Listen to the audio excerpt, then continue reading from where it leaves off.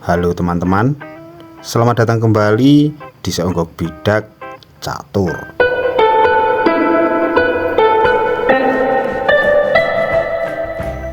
Bagaimana kabarnya hari ini kalian? Saya doakan semoga senantiasa kalian beserta keluarga diberikan kesehatan, dimurahkan rezeki, dan dimudahkan segala urusannya. Di kesempatan yang baik ini, saya akan membahas tipis-tipis permainan catur antara Garry Kasparov melawan Mikhail Tal, dua pemain legenda pada tahun 1900-an. Tercatat pernah beradu kekuatan pada ajang Skellefteå pada tahun 1989. Ya, inilah partainya teman-teman. Sehingga saya minta untuk teman-teman tetap fokus dan siapkan pikiran. Saya minta teman-teman membantu menganalisa. Siapa tahu ada ide, rencana maupun pola yang terlewatkan. Oke, langsung saja. Garry Kasparov putih, Mikhail Tal hitam. Kasparov memulai dengan pion D4, dibalas Tal pion D5. Queen Gambit coba ditawarkan. Sudah tentu ditolak oleh Mikhail Tal. Mikhail Tal si raja bermain gambit. Ia biasanya bermain gambit raja, tetapi kali ini gambit menteri ditawarkan, tetapi ia menolak. Lanjut Kasparov, kuda ke C3, lalu Mikhail Tal gajah ke E7. Putih pukul pion D5. Pion dibalas pukul oleh pion E6. Lalu gajah gelap putih keluar ke F4. Dibalas hitam, kuda ke F6. Kasparov pion ke E3 memberi jalan terhadap gajah terangnya. Dibalas Tal, rokade pendek. Putih menempatkan gajah terangnya sejajar dengan diagonal pion H7. Dibalas hitam menawarkan pertukaran dengan pion ke C5. Penawaran dibiarkan. Putih memilih mengembangkan kudanya ke F3 dan dibalas hitam kuda ke C6. Putih rokade pendek dan pertukaran pion terjadi di D4. Pion pukul pion dan kuda putih memukul pion hitam menawarkan pertukaran kuda. Merasa kuda hitam mempunyai kawalan, maka hitam memilih mengancam menteri dengan gajah terangnya ke G4, sehingga menteri putih kini mengancam kuda dua kali ke A4. Kuda hitam pukul kuda putih, dan menteri putih membalasnya memukul kuda hitam. Sampai di sini Garry Kasparov sedikit lebih unggul. Perwiranya sudah siap menyerang ke sayap raja. Jumlah pion masih sama, namun benteng putih telah tertaut, sehingga hitam menautkan benteng dengan menteri pergi ke D7. Pion putih mengusir gajah dan gajah terang hitam pergi ke E6, menambah dukungan terhadap pion di D5. Benteng putih ikut meramaikan di lajur D, sementara benteng hitam lebih memilih ke lajur yang semi terbuka di C8. Gajah gelap putih menyerang kuda di E5, dijawab hitam pion ke H6. Benteng putih D2, menteri hitam pergi ke D8. Gajah terang putih kini ke C2 dan menteri hitam bermanuver ke A5. Menteri putih pergi ke D3 dengan ancaman di petak H7, sehingga raja hitam pergi ke F8. Meskipun ada kuda hitam yang melindungi petak H7, tetapi gajah gelap hitam bisa sewaktu-waktu memukul kuda tersebut sehingga petak H7 tanpa pengawalan. Sebenarnya langkah terbaik hitam versi Stockfish bukanlah raja pindah, melainkan pion pergi ke G6. Tetapi ini keputusan Mikhail Tal, tentu dengan rencana yang sudah sangat matang. Oke, lanjut. Setelah raja hitam pergi ke F8, benteng putih ditumpuk di lajur D. Benteng, dan menteri. Mereka sama-sama menyerang pion sentral hitam di D5, ditambah dengan kudanya. Walaupun penjagaannya sudah cukup banyak, tetapi benteng hitam menambah menjaga dengan pergi ke D8. Menteri putih maju selangkah ke D4, dijawab hitam benteng ke C8, menggantikan peran benteng satunya yang tadi. Garry Kasparov ternyata masih menginginkan pion sentral hitam. ia menambah tekanan dengan gajah terangnya ke B3. Wow, ternyata dua Grandmaster ini menganggap pion sentral di D5 sangatlah penting. Hitam merasa bahwa diagonal di H7 sudah aman. Ia menggerakkan rajanya pergi ke G8 kembali, sehingga Kasparov membawa menterinya ke F4. Benteng hitam D7, menteri putih mundur ke G3. Ancaman secara tidak langsung mengarah ke G7. Meskipun keberadaan kuda hitam menghambat laju gajah gelap putih, maka kita akan tahu betapa Kasparov menginginkan pion di D5. Karena dengan adanya pertukaran pion maupun perwira di petak D5 bisa membawa pergi kuda hitam di F6. Namun ini Mikhail Tal, teman-teman.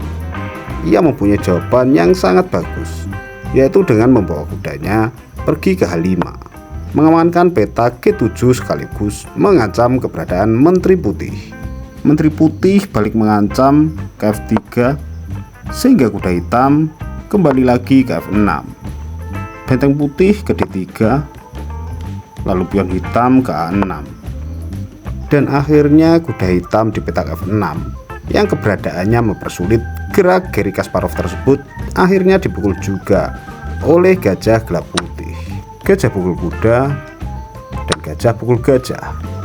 Lalu gajah terang pukul pion di D5, benteng hitam menumpuk di D8. Gajah putih Kasparov yang berada di petak D5 itu kini terancam 4 kali, dan meskipun ia telah didukung sebanyak 4 kali juga, tetapi Kasparov masih menambah perlindungan dengan pionnya ke E4. Dan sampailah kita di mana terjadi pertukaran perwira secara besar-besaran dan sedikit memusingkan, sehingga harap dicermati dengan secermat mungkin. Dimulai dari Kasparov yang memukul kuda di D3 dengan gajah gelapnya. Kasparov tidak langsung memukul balik gajah gelap hitam, tetapi ia memilih memukul gajah terangnya di E6. Dan sadarkah kalian, jika di posisi ini hitam memilih memukul gajah terang putih, maka benteng D3 akan memukul benteng D7. Benteng hitam membalas dan benteng putih membalas, sehingga hitam akan kalah kualitas dalam pertukaran besar-besaran ini. Oleh karena itu, hitam memilih memukul benteng di D3 terlebih dahulu. Dan tentu Kasparov melakukan skak di F7. Raja pindah ke H8, lalu benteng putih pukul benteng di D3. Tentu benteng hitam di D8 tidak berani memukul balik, karena ia harus mengamankan peta G8 dari ancaman skakmat oleh menteri putih. Sehingga gajah gelap melindungi benteng di F6, lalu Kasparov menukarkan bentengnya kembali. Benteng pukul benteng dan menteri pukul benteng. Coba lihat sekarang, teman-teman. Di posisi ini Kasparov dengan menteri dan gajah terang, hitam menteri dan gajah gelap, putih pion 6 butir dan hitam 4 butir. Artinya Kasparov unggul 2 pion. Namun sayangnya Kasparov terlalu berambisi menghabisi pion hitam, sampai-sampai ia harus melakukan blunder yang sama sekali tidak berfaedah dengan menteri memukul pion B7. Melihat hal ini, tentu Mikhail Tal memanfaatkan keadaan dengan membawa menterinya ke D1 skak. Satu-satunya jalan Raja Putih pindah ke D2, lalu skak di D6. Dan ya, pion menutup dan gajah terang putih hilang. Meskipun demikian, bukan berarti Kasparov kalah dalam kedudukan, karena selain menteri ia masih memiliki 6 pion, sementara hitam ia hanya memiliki 3 pion dengan 1 gajah, sehingga nilainya pun sama-sama 15. Oke, lanjut Kasparov, pion ke B3, menteri hitam geser ke D6. Raja putih menghindari diagonal menteri hitam dengan pergi ke G2 dan gajah hitam D4. Pion putih ke H4 dan menteri hitam F6. Ancaman yang nyata yaitu pion di F2. sehingga pion F2 digerakkan pergi ke F4. Menteri hitam kembali ke D6 dan pion putih E5 mengancam menteri. Kini menteri ke C5 membiarkan pion di A tanpa pengawalan, sehingga langsung saja dipukul oleh putih, dan menteri hitam ke D5 skak. Raja ke H2, lalu menteri hitam ke F3 dengan rencana membawa gajahnya pergi ke F2 mengancam pion di G3, dan skak mat pun tidak terhindarkan lagi setelah raja ke H1 dan menteri hitam ke G1, sehingga putih mengambil tempo dengan skak di C8. Raja hitam ke H7 dilanjutkan skak oleh menteri putih di C2. Raja hitam kembali ke H8, lalu menteri putih menawarkan pertukaran menteri. Hitam tentu menolak, ia membawa menterinya ke D3, lalu pion putih H5. Gajah hitam kini ke C5, pion putih ke E6. Raja hitam geser ke G8, lalu pion putih pergi ke A4. Kasparov memainkan pion-pionnya dengan strategi tingkat dewanya. Ya, tentu saja Mikhail Tal mengambil pion di B3. Lalu Kasparov melakukan skak di A8. Mikhail Tal memilih menutup dengan gajahnya. Dan tahukah kalian bahwa ini juga merupakan jebakan dari Mikhail Tal? Mikhail Tal berharap pion putih maju ke E7. Lalu menterinya melakukan skak di A2, dan setelah rajanya pindah ke H3, menteri hitam melakukan skak kembali di E6. Dan bisa dipastikan pion E7 akan hilang juga. Sayangnya Kasparov membaca pola itu, sehingga ia membawa menterinya pergi ke E8. Menteri hitam C2 skak, raja putih ke H3.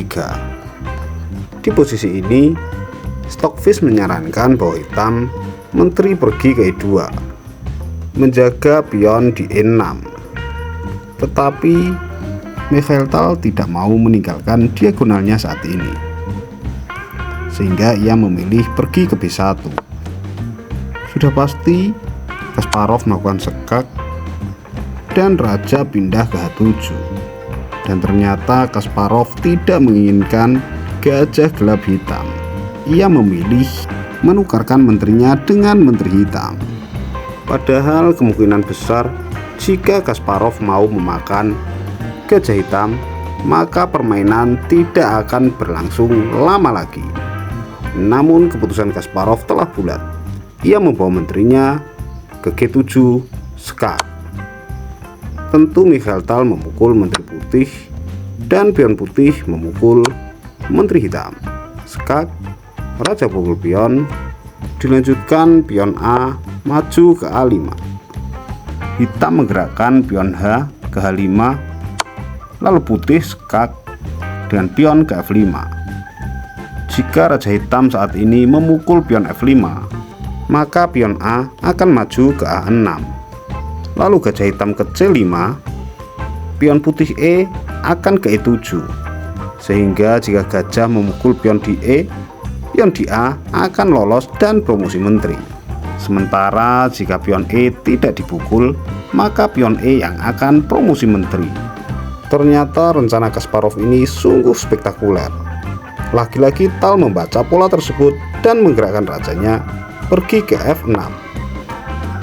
Lalu pion putih maju A6, dan gajah pun pergi ke C5, mengamankan petak A7, karena petak E7 sudah diamankan oleh raja hitam. Kini raja putih maju ke H4 mengancam pion, namun pion H dilindungi oleh pion G. Lalu pion Kasparov maju ke E7, dan raja hitam memakannya. Pion putih pukul pion G6, dan raja hitam ke F6. Kini giliran raja putih yang memukul pion H5, dilanjutkan raja hitam ke G7. Raja putih ke G5, gajah E3 skak, raja putih kembali ke H5, dan gajah hitam pergi ke A7.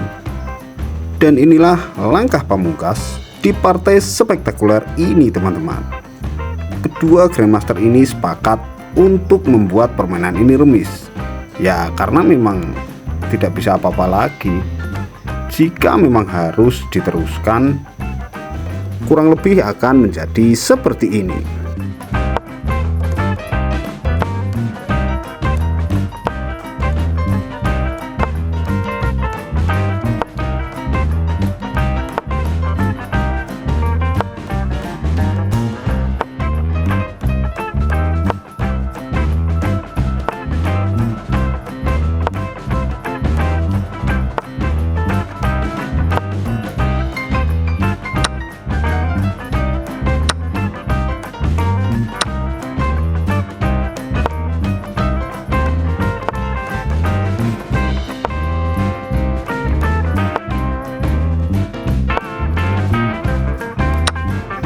Ya, tinggal raja melawan raja.